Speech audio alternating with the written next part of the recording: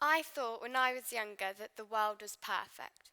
I thought that the Prime Minister or even my mum could change something just by kicking their fingers. I thought my mum was Superwoman. If I was cold, she'd make me warm. If I was hungry, she'd fill me up. And if I was frightened after a nightmare, she'd make me feel safe and I'd go straight back to sleep again.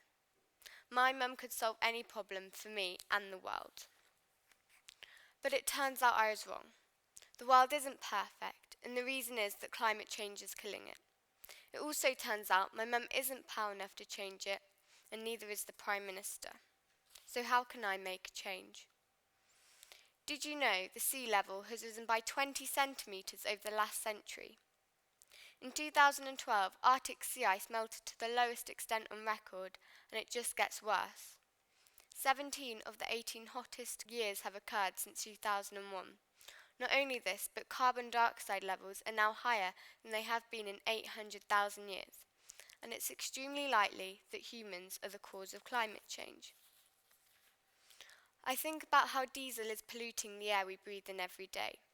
I think about how plastic takes so long to decompose, and even then it's not entirely gone.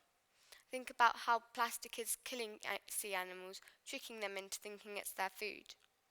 I think about the ice melting and the dying polar bears who need that ice to live and hunt on.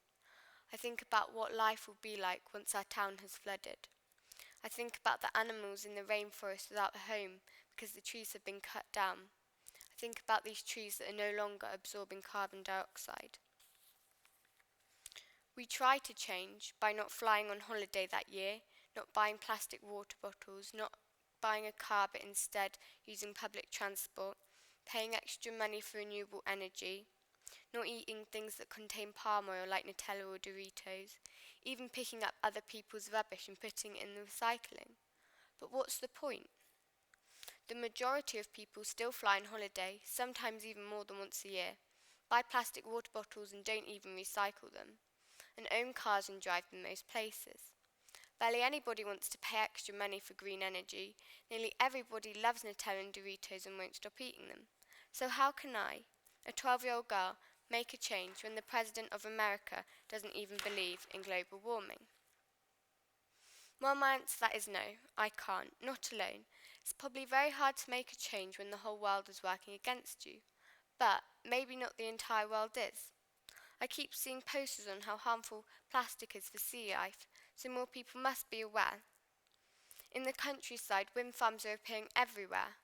And on holiday last week, I bought an ice cream from a cafe that had no carbon footprint. They refused to sell plastic water bottles and were powered completely by their own solar panels.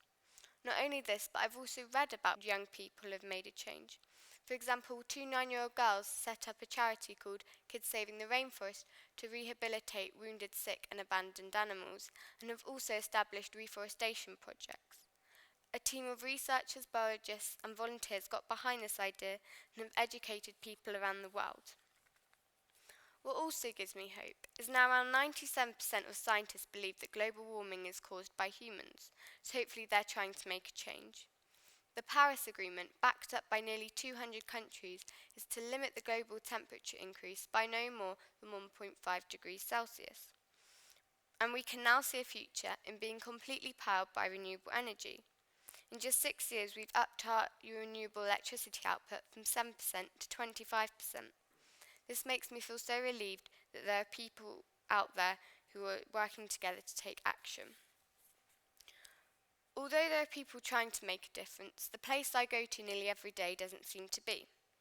At school, I've learnt about climate change and how we're damaging the environment, but then I walk into the school canteen and every shelf is piled high with food covered in plastic. I don't even think it's recycled. Plastic cutlery, plastic water and juice bottles, plastic containers. We've got to make a change. We need to set up an environmental group, involve school council and get teachers on board. Everyone has a part to play to try and tackle this problem throughout the world. As an individual, in your borough, your city, your country and in our world. When people are informed, they can do amazing things to make the world better. More people need to know what's going on and together find solutions.